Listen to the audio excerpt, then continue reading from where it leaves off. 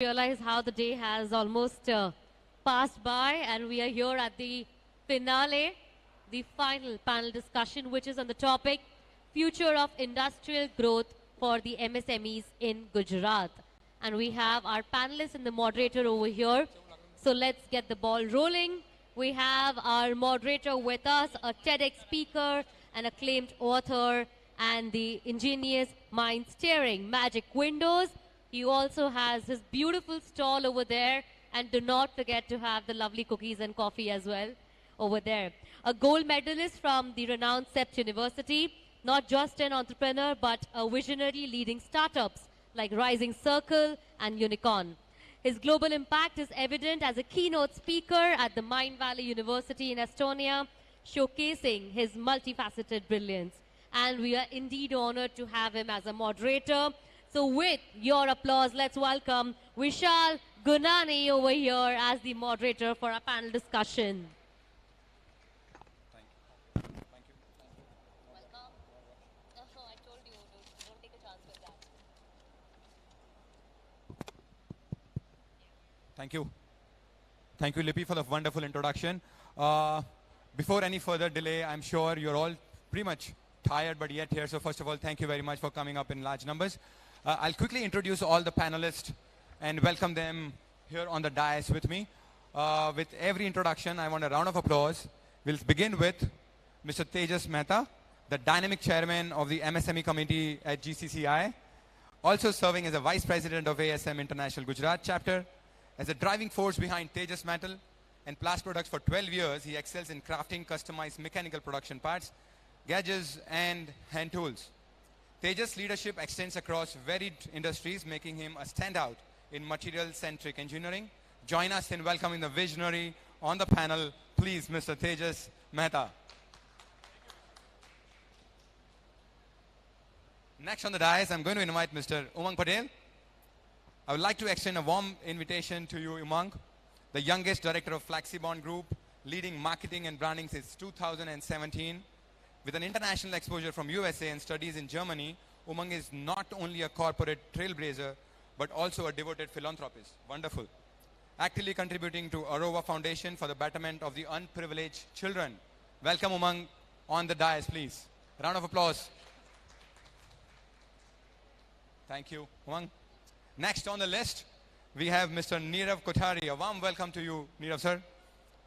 Director at Godwitt Construction with 2 decades of expertise in industrial real estate. His impactful journey, notably leading JLL's industrial transactional division, has been a cornerstone of Godwitt's impressive growth.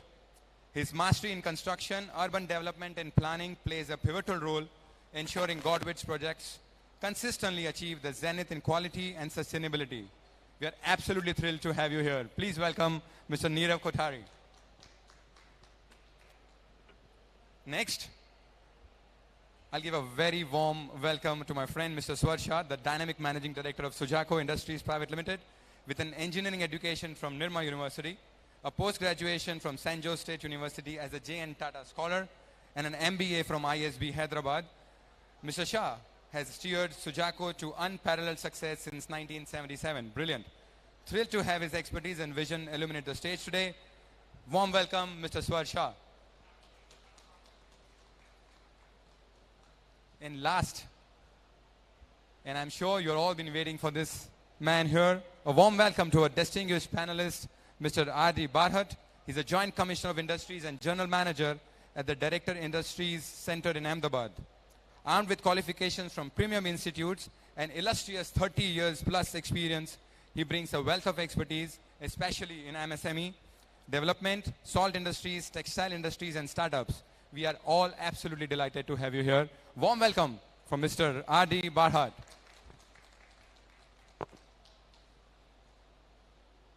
Well, personally, I believe that this stage has taken the maximum load that it can ever take. Like last 2 years, we have seen some phenomenal panelists on this dais. I'm sure this is going to resist for next 2 hours with all of you. I have this problem, you can say, Anything that I want to do in my life, I start with why in the first place am I doing what I'm doing? So I'll throw the same question to each one of you, starting with you, Mr. Tejas. Why do you think one should be a part of MSME? I'm good enough in whatever I'm doing. I'm driving a BMW. I'm happy. I'm making a lot of money. Why should I be a part of MSME in the first place? Hello. Am I audible? No. I think it's working. Try again. Yes. Hello. Hello. Good evening, everyone. Well, it is pleasure to be part of this show. Thank you very much for having me here. Now, as you said, why you should be a part of MSME? Well, see, government is trying to differentiate between the different layers of industry, starting from a small player to all the way to the giant player.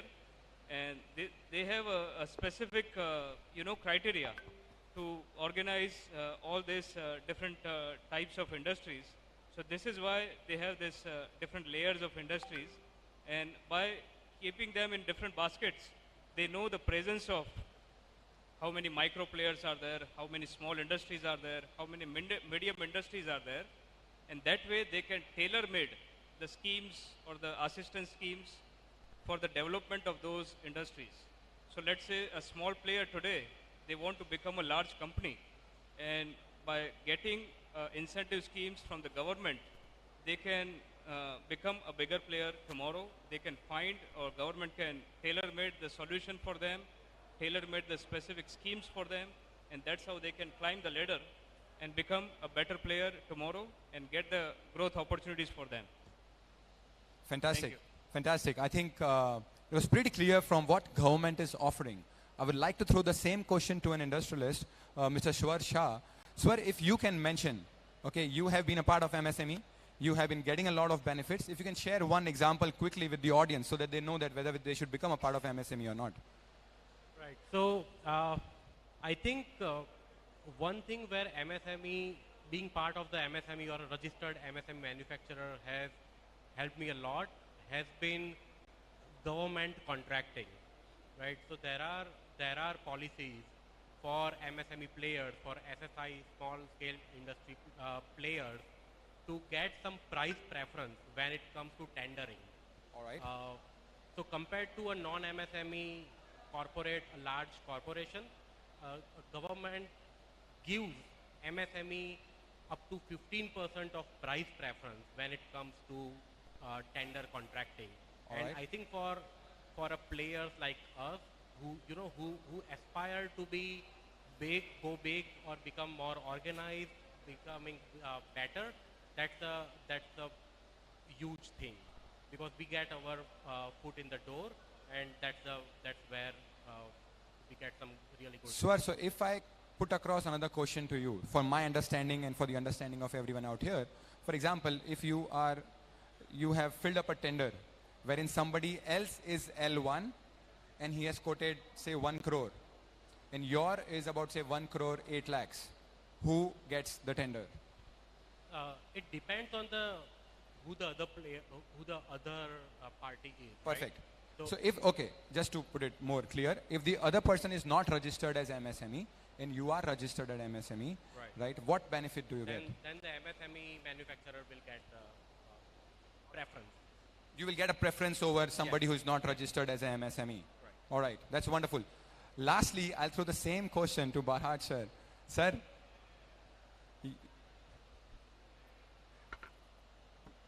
sir, for the benefit of the audience, if you can tell us,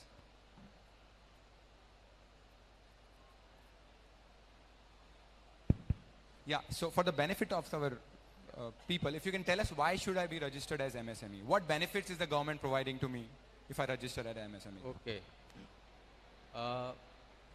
MSME concept is not only for India, or it's not only for specific to any country.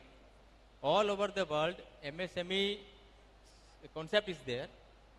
The definition may differ, because when we see our own definition, India's definition, MSME means micro, small and medium enterprises. Now the fresh definition, which was revised in 2020, July 2020, we have micro as some company which is having investment in plant and machinery up to 1 crore, and turnover up to 5 crore. That is micro. Small is 10 crore rupees investment in plant and machinery and 50 crore rupees turnover. All right. And medium is investment in plant and machinery up to 50 crores and turnover up to 250 crores. So that is MSME definition for India. Now it is not only for India, but all over the world, the MSMEs serve as a backbone of the particular country, because MSMEs have a very big employment potential. Large industries, they are mostly automized, they are using various modern technologies, so they will be having less employment. Their ratio to employment to the investment will be lesser than the MSMEs. So that is why to cater employment to a large population, MSMEs are considered as a very important segment of any country. So for India, so in that relation, our country and the states of the country, various states of the country have their own incentive schemes to develop MSMEs into the state. So that is one major advantage for being MSME and getting registered as a MSME. If you take Gujarat state, we have about more than 50 schemes which provide various incentives to the MSMEs. Just one example, if you are coming as a new unit, or if you are expanding your unit beyond 50% of the investment in plant and machinery, then you get 10% upfront cash subsidy if you take a term loan, and 5% to 7% interest subsidy for 5 years. That is one scheme that I'm giving the example of one scheme. Lovely. There are another more than 50 schemes which are catering to the MSMEs. So that is how MSMEs are. Even in case of purchases, government purchases, you get preference in purchases in the policy, purchase policy of the state. Lovely. Sir, you mentioned that MSME is almost in every country. It serves as a backbone of the development. I would just like to know from maybe Tejas sir, what percentage of development as MSME, as Gujarat, we are contributing to the overall MSME in India? I think as a Gujarat-based MSMEs, we are contributing almost 8 to 8.5% in the total India's GDP. Wow. We are, I think, on number 5 right now. Number 5. We are, I think, on number 5 right now. Number 5. And we have to climb the ladder. We Absolutely. have to be number 1. Absolutely. Because this is the state of entrepreneurs. And I think the only way we can do it is just go up. Go up. Go up from here. Lovely. Thank you. Nirav sir, they have been talking about nation development and how MSME is playing a pivotal role in it, right? Now we are all talking about India becoming the next superpower, right? My question to you would be, how ready are we as industry? How ready is our mindset? Are our people trained enough to take the country to the next level? Is the infrastructure enough to go to a level wherein we can beat China left, right and center? Okay. So let me take a step back. Sure. First, if we are emerging as a superpower, we should not forget that we are not the only ones who are emerging as superpowers. There are Wonderful. other contenders as well. True. So first thing, we are competing with other countries, other nations as well. And within that, we also have then each state which is competing with each other. So just imagine the level of competition that is happening today. If there is one company which decides to that there's going to be a China plus one strategy, that they're going to have one manufacturing facility other than China, their first decision is which country. So today you are competing with India, let's say Indonesia, Vietnam and other countries. Perfect. And within that, when the decision is through that it is India, then comes which state in India is better equipped to handle that investment. So when we talk of what is India doing in terms of infrastructure, it is a little lopsided, so to say, that all the states which are industrialized, and the notion industrialized the usual suspects, Tamil Nadu, Karnataka, Gujarat, Maharashtra, and NCR. These are the usual 5 or 6 suspects that anybody would consider when setting up a unit to manufacture in India. And the reasons are the same. It's trained manpower, availability of infrastructure, availability of power, good roads, good rail connectivity, good air connectivity.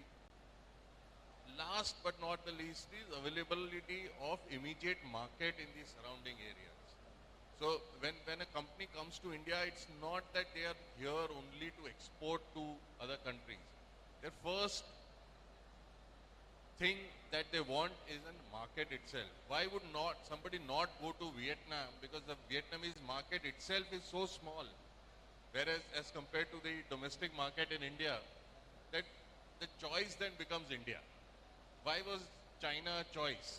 Because China itself was such a big market in terms of consumption. Now with growing affluence that India has, the growing incomes that India has, we are also becoming a consuming power. And with that, obviously, a lot of consumption happens in the country.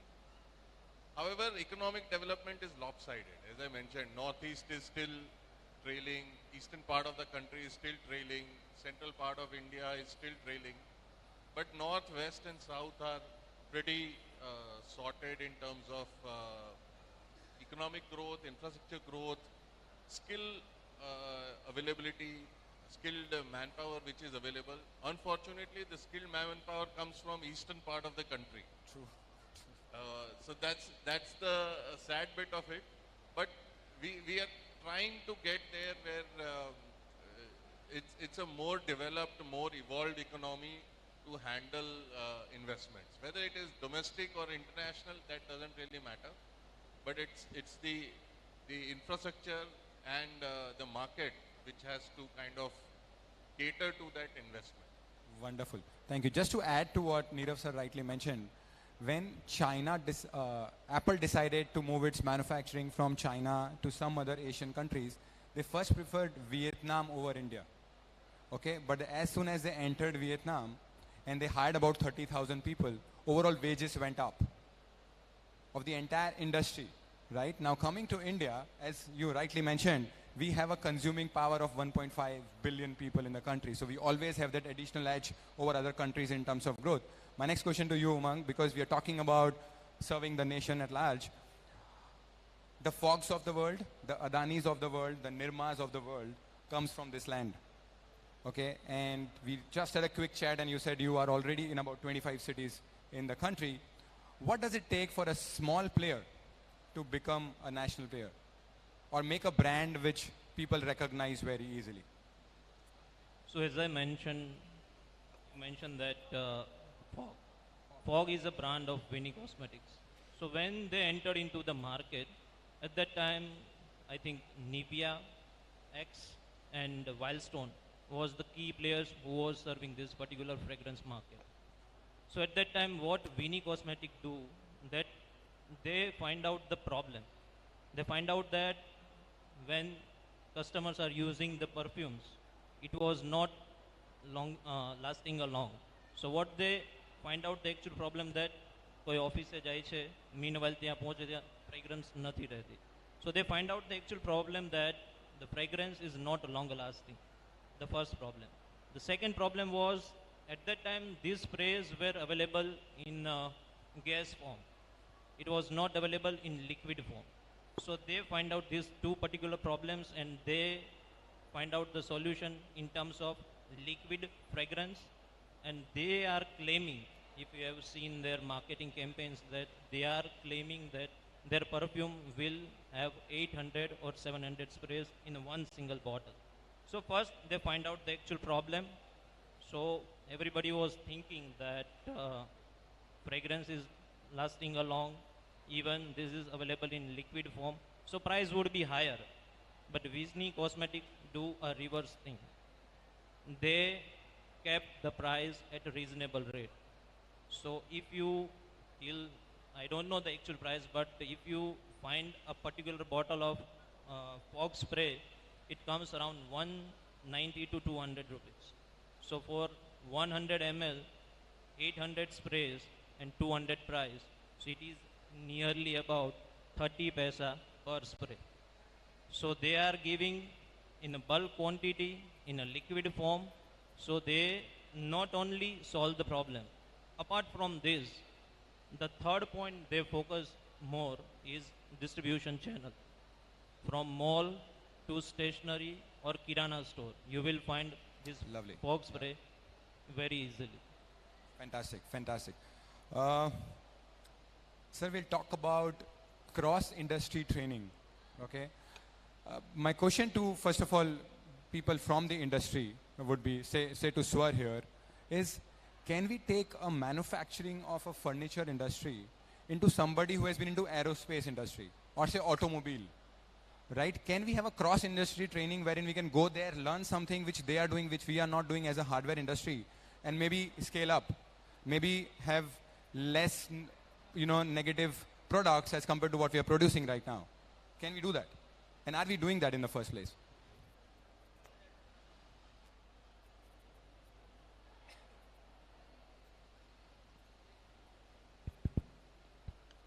I think that's an excellent question, and very honestly, I have been struggling with finding some of the best practices from the industry.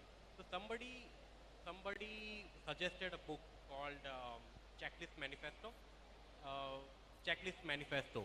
So that's about a book written by a surgeon, medical surgeon, and honestly, I feel that there are industries like aerospace industry or organizations like ISRO or any medical surgeon for that example, who do not have space of failing at once, right? They cannot have any failure. They have to do everything right on the first time. So people like us have to get some takeaways from those experiences or from those professions, because on one side we are talking about minimizing the quality issues or the defects and all. On the other side, there are places like ISRO which cannot have a single quality failure.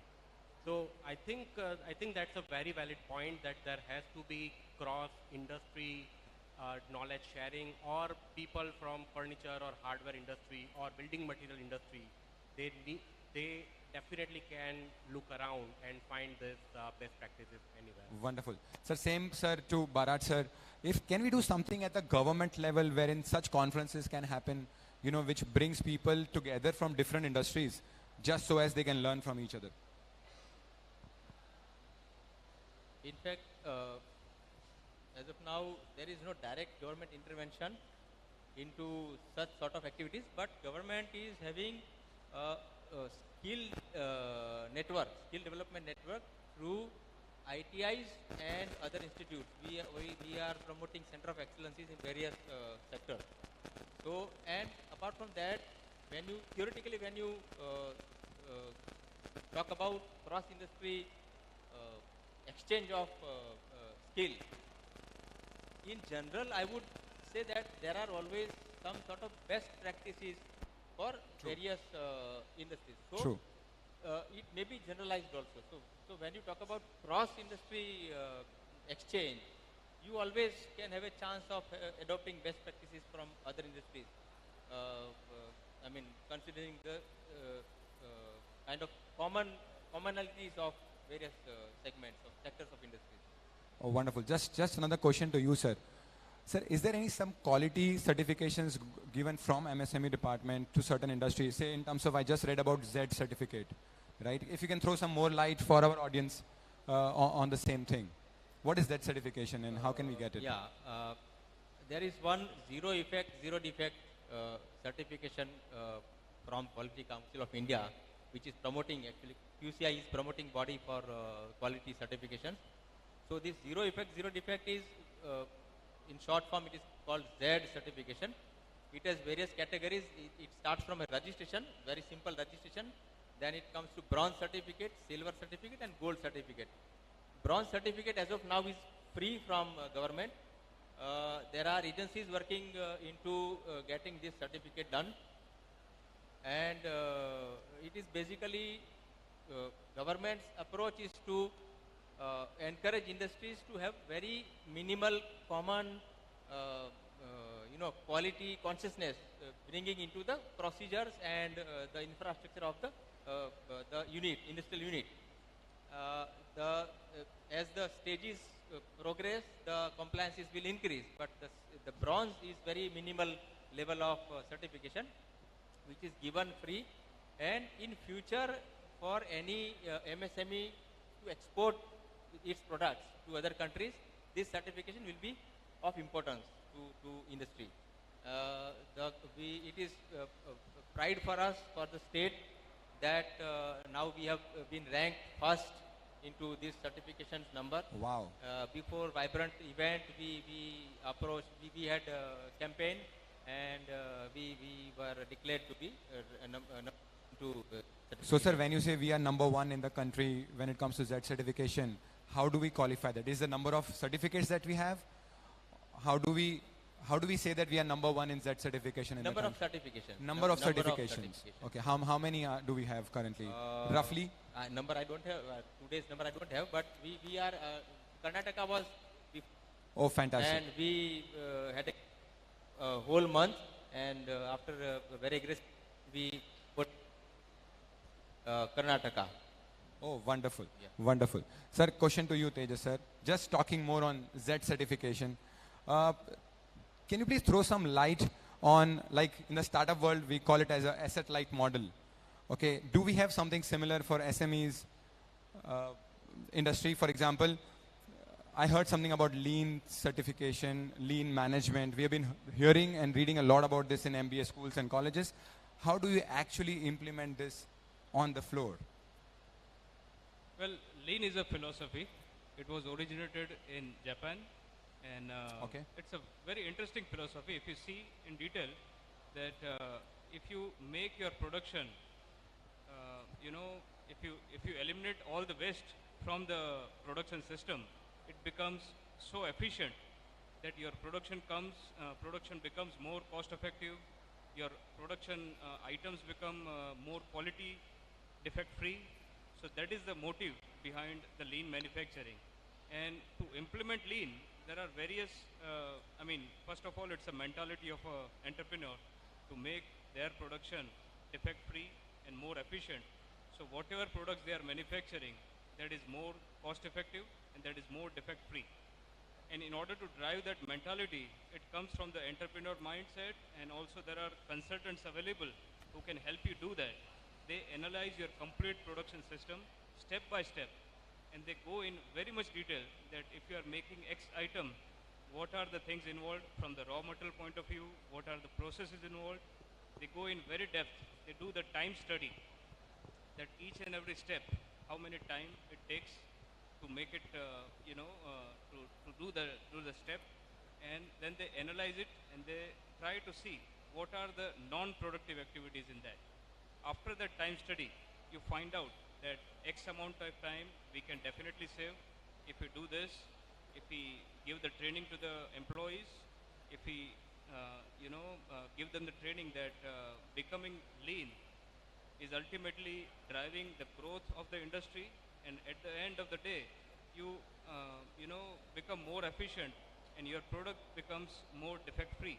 So that ultimately drives the growth of the industry. So lean should be the a mentality.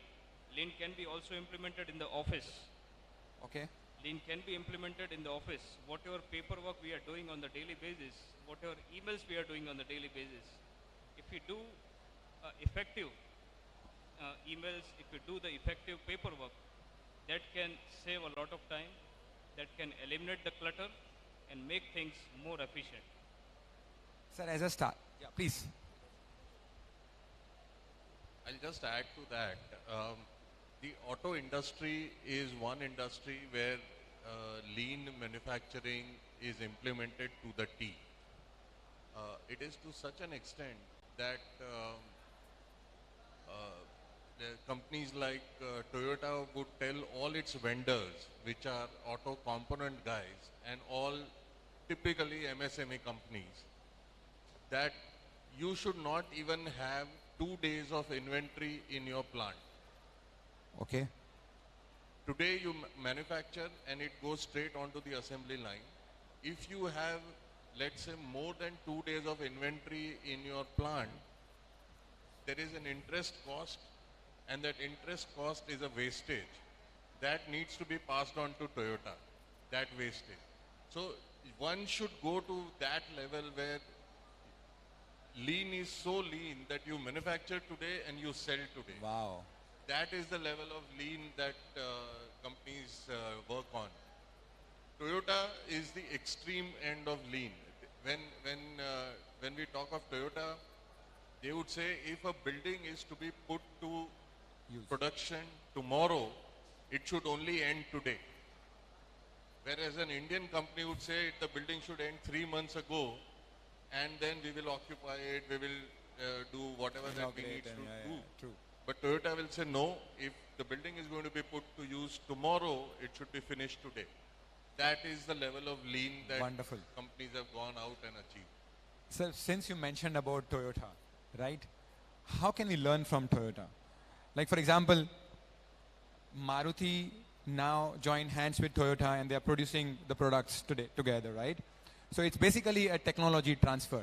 Similarly, Tata acquired Jaguar basically for the technology, right? So why can't we do the same thing in, say, hardware industry or say construction industry? Or if it is possible in the first place? So Toyota, if you talk about what can we learn from Toyota, Toyota is a university by itself.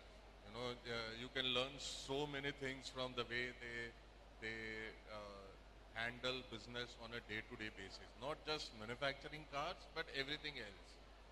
But coming back to, like you mentioned, Toyota has whatever technology that is needed for the future, which Maruti doesn't have today.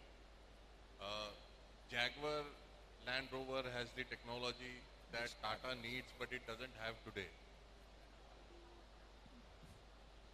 How do you kind of go up the value chain? How do you leapfrog from whatever you have been doing till date to the next level? The only way companies can leapfrog is by acquisition of companies in the West. Okay. And get that technology, get that know-how, and adapt it to Indian use. Please mind my words, it is adapted to Indian use, True. not adopted to Indian use. True. Because our usage is very different than, let's say, a Japanese way or a European way. So we will have to adapt it to the Indian way and then implement it. Lovely. In continuation to what he rightly mentioned, so next question would be to you. Still talking about the collaborative effort. Every time we try and talk about technology transfer, why is it always from Western countries? We always have been adopting their technology. Why can't it be within India, or maybe they acquiring our technology? Well, I think it's a mindset. Every time there is a talk about technology, we always look at the West. They are well versed, they are advanced than us. But if we look within our country, there are number of government institutes and also universities who are doing lot of R&D work and coming with their indigenous technology which can be transferred to various industrial sectors. And as you mentioned the technology transfer, I would like to just point out our state of Gujarat has a very encouraging policy which is not present in any other state of India. The policy is if you adapt a technology transfer from any Western country or any domestic institute or government agency, you get up to 65% of the subsidy or maximum up to 50 lakhs of subsidy for that knowledge or technology transfer. Wow. Which is an amazing and very encouraging Fantastic. opportunity which all the MSMEs should take benefit of it. And to know this in detail, I would definitely encourage all the MSMEs to self-study what interested, what technologies you might be interested in. Technology doesn't mean only hardware, only the IoT. software side of it. Yeah, true, true. It can be hardware, it can be the machineries, it can be a blend of both of them. If you do the self-study, and I will give you one example of one of the Indian institute which is doing a really fabulous work in this. It is called National Research Development Corporation, NRDC. They have more than 2,000 technologies which is available for any type of industry. And they are doing amazing work, and if MSMEs takes a benefit of this, they do the hand-holding, they teach you the technology. Of course, the machineries you have to buy, you have to procure, you have to decide what scale you want to go up to. But they do the real hand-holding, which is a very encouraging thing, which every MSME should take benefit of it. Lovely. Thank you very much. In just adding to what he said and asking the next question, what I've seen in India, just throwing a question to all of you, when can we have the IKEAs of the world? The proper collaboration which we haven't seen today. If you look at China, if somebody's just making the lid of the bottle, they will only make the lid of the bottle. Today in India, if I'm doing something, I'll try to do everything myself, even if it is just one-man army. To you, Swar, if you can throw some more light on a proper collaborative effort between different industries and the people from the same industry.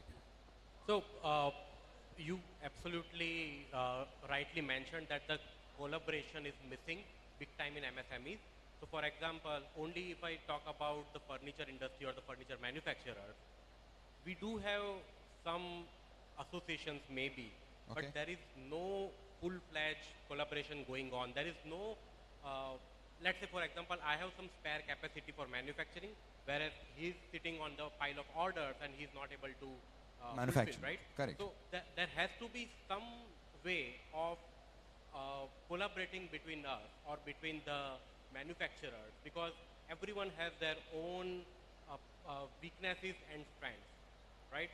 So it's better that I play only on my strength, he plays on his strength, and Perfect. then we collaborate. We all make And probably, this is over to the people sitting here in the front row, that, probably people like Hardware Samachar or Kevin Publication, this HBLF can become a medium where it's not only about marketing our products, but also meeting and networking with other manufacturers where we can actually collaborate. Lovely. Because that's probably the only chance we'll get. Otherwise, to come together. Tomorrow, Monday, I'll again be back to my factory, making sure that machines are working, everything's working. But today is the time where I can pitch my ideas and get more ideas from it. Wonderful, wonderful. You mention about HBLF and you mentioned about Hardware Samachar. So my question to Barhatt sir, you would be, is there any subsidies available from government when you're putting up such a stall here or for doing such an entire exhibition? And year after year, this is the 10th edition, by the way. So, they've been doing its phenomenal work year after year. If they can get some subsidy, I'm sure they can take the game to the next level. Yes. As I said, we have industrial policy every 5 which is implemented for 5 years. So currently we are having the policy, industrial policy, it was launched in 2020 and it was revised in 2022, titled as Atmanirbhar Bharat, Atmanirbhar Gujarat Industrial Policy. And in this scheme, among all other benefits, as I said, like cash subsidy and interest subsidy, then subsidy for getting power connection, subsidy for if you are having a rented premise, then you also get 50% rent subsidized, you get reimbursement. So apart from those schemes, there is one scheme called Market Development Assistance Scheme, MDA. And in this scheme, there are 4 categories of exhibitions which would be where the benefits would reimbursed. One is state level exhibition, another is national level exhibition, third is international level exhibition inside India, and fourth is international level exhibition outside India. So whenever any MSME manufacturer takes a stall for exhibiting their product into any of these exhibitions, like if it is a state level exhibition somewhere in the state, if it could be a national level exhibition anywhere in the country, it could be international exhibition inside country or within the country or outside country. So you get 75% of your stall rent reimbursed Super. in all these three categories. And when it is outside India, international exhibition, you get 60% of stall rent up to 5 lakh rupees as a subsidy. And this also includes your leaflets and any display materials, standees or whatever, banners, whatever. That also is included into this 5 lakh rupees scheme. If it is international level inside within India, it is 2 lakh rupees. There is cash ceiling. So it starts from 50,000 rupees for state level, 1 lakh rupees for national level, 2 lakh rupees for within India international exhibition, and outside India 5 lakh rupees.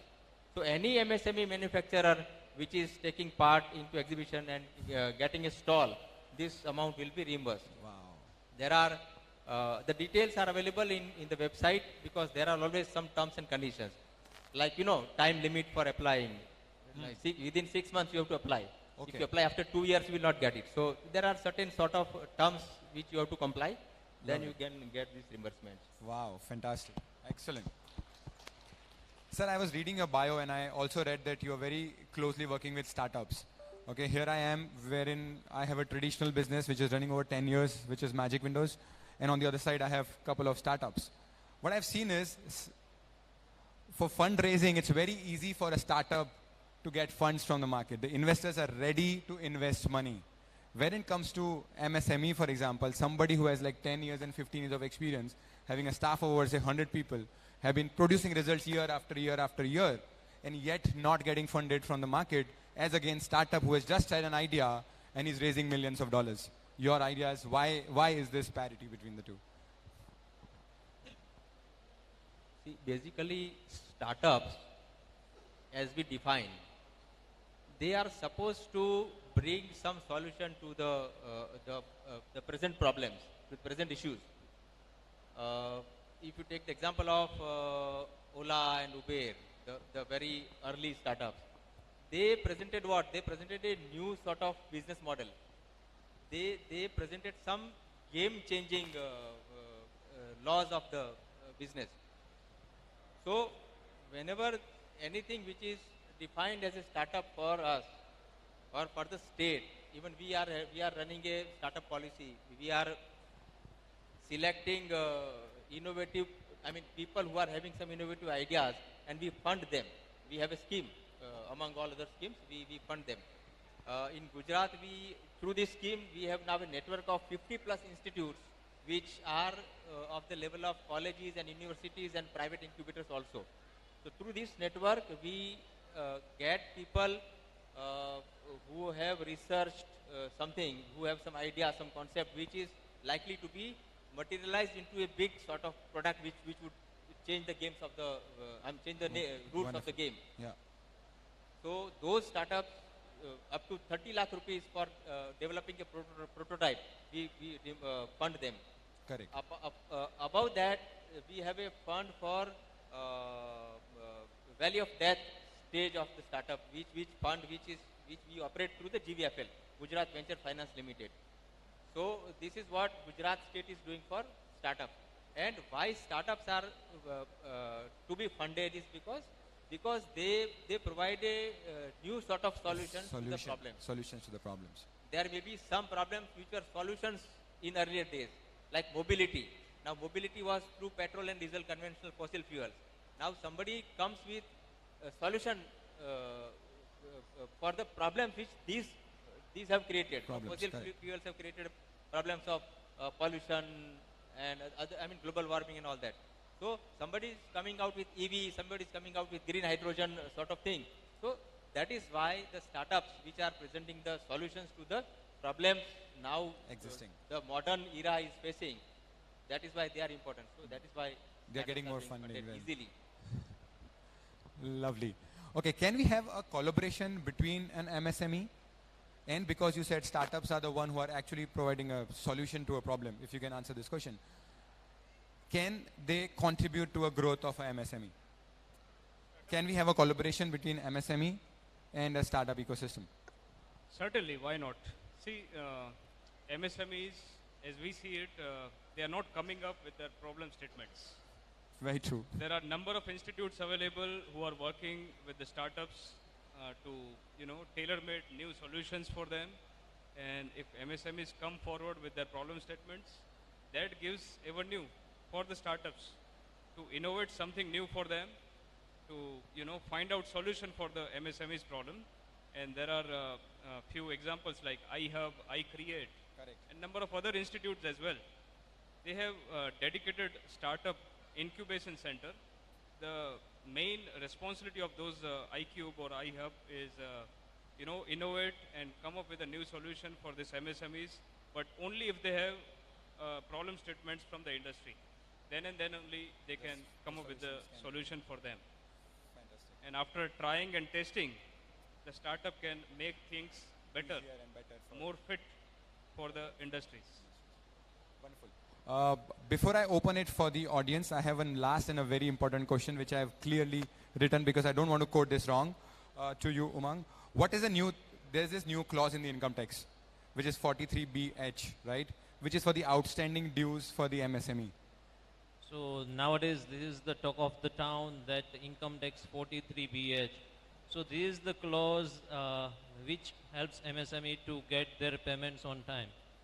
So if you are a registered MSME and you have sold your particular goods or services to any customers, now customer is liable to pay your dues within 45 days.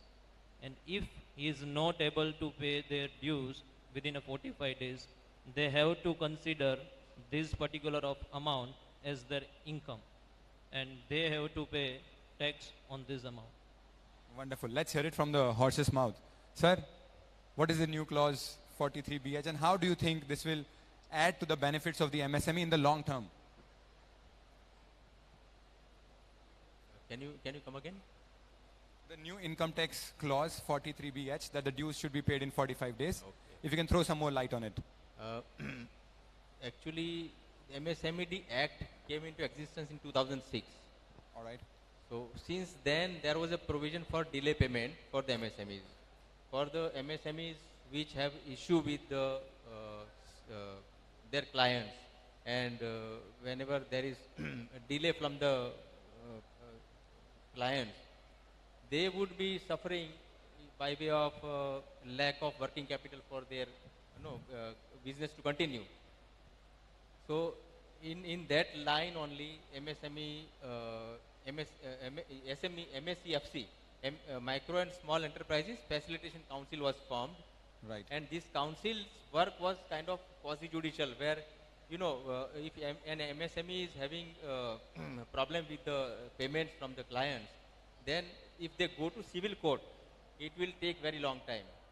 Now this act provides that the MSME commissioner in the state or Directorate of Industries, they will conduct the hearing. They will under the Law of Conciliation and Arbitration Act. So it would be an alternative dispute resolution forum for the MSMEs, where you will get the fast disposals. And there are provisions that if this verdict of this council is challenged into High Court, then the party has to pay the dues, 75% of the due amount to be paid to the High Court, so that it cannot be challenged so easily also. So that was a shorter way to resolve the dispute between the supplier and the client, the customer. Right. Now in the same line, it was under consideration that government provides few more rules so that people are discouraged. The large industry or medium industry is discouraged from delaying their payments to the MSMEs. So this is one among those provisions where the Income Tax Act, the law, the section of Income Tax provides that you have to pay the dues to the MSME within 45 days. Otherwise, in the next financial year, it will be considered as your profit. So in a way, it is a good provision which would protect MSMEs. But equally that will apply to the MSME itself also. Whenever one MSME purchases from another MSME, in that case, that MSME will have to pay within time to the other MSME. Correct. So, and if this act is scrupulously followed, then the cycle itself will be shortened. And if I am the sufferer because I have to pay within 45 days, then other end, some other who is going to pay me is also alerted that I will also be, I will also face the consequences. So over a period of time, though this condition as of now looks stringent or threatening, over a period of time the whole cycle will regularize and the business will be smooth as far as the payments are concerned.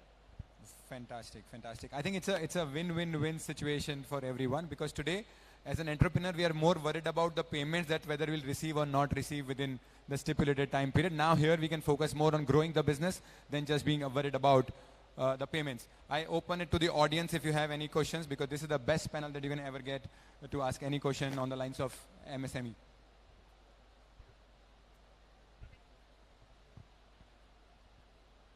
Anyone? Any question for the panelist? You have one?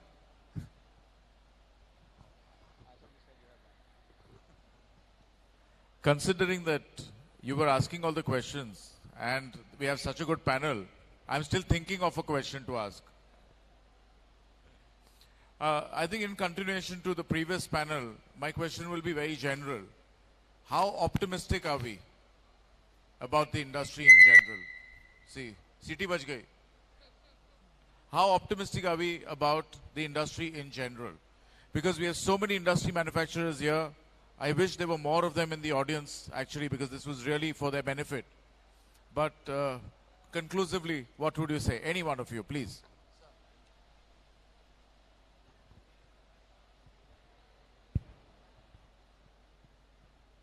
I'll take it first. Whatever that we as a nation have gone through in the last 4 years or so, and the world in general, and the way we are now kind of positioned, I think the next 10 years are going to be mind-boggling years of growth. The kind of growth that none of us alive have seen. It is that kind of growth coming your. This comes from my generic study of economy and the way the government is pushing growth, etc. So it is only about how well we are prepared for the growth coming your way. If you are well prepared, let's say as a manufacturing company, if you are well prepared for the growth coming your way, you will grab it with both the hands. But if you react to it, that is, when growth comes is when I will expand, then you will probably miss the bus. So I think all of us put together, we should ready to grab the opportunity with both hands for the next 10 years. And believe you me, we will not even have time to breathe. That is the kind of growth which is coming our way.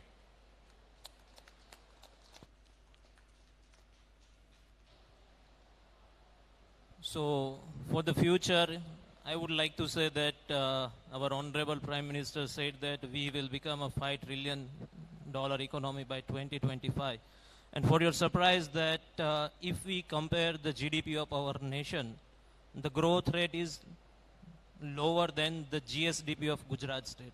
So Gujarat state is booming if we compare our GSDP compared to our national GDP. The first thing.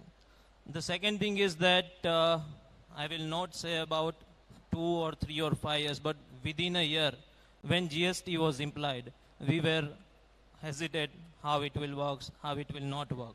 But this particular 45 days is very much crucial for micro and small business, because this is the main pain from this smaller micro and this business. But once it will be in the running cycle, we will see the faster cycle of the payment, and it will also push our economy towards achieving these goals. Thank you. In a lighter vein, I would say that I am as optimistic as success of Chandrayaan on the other side of the moon. Thank you. Lovely. Thank you very much for all the people you're spending your time and energy here and for listening to us. Thank you very much, Tejas bhai, Umang, Nirav bhai, Swar, and Sir, of course. Thank you very much for having here with us and spending a quality time and knowledge with us. Thank you. Thank you, everyone. Check. Thank you. Thank you so much, everyone, for that lovely panel discussion over here. Indeed, the future of industrial growth looks very aspiring. May I request Mr. Hasmukh Patel to please join us and present a token of gratitude. I request Mr. Hasmukh Patel to please join us and present a token of gratitude to all our panelists.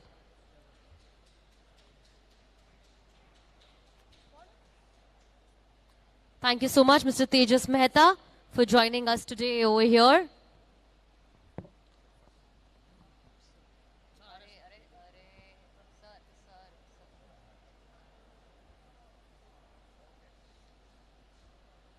Ladies and gentlemen, a huge round of applause for Mr. Tejas.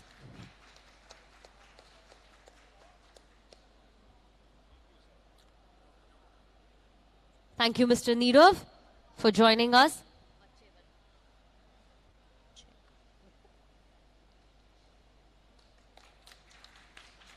Thank you for sharing the insights. Thank you, Mr. Umang Patel, for joining us today.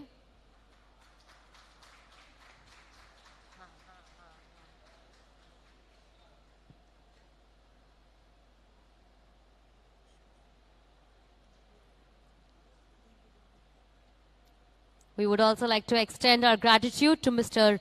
Swar Shah for being part of this esteemed panel today.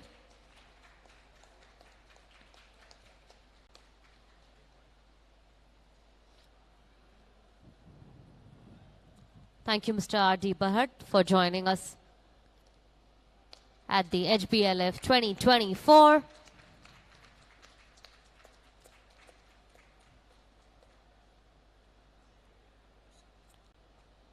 And as we present the next token of gratitude, I request Neeraj to join us as well.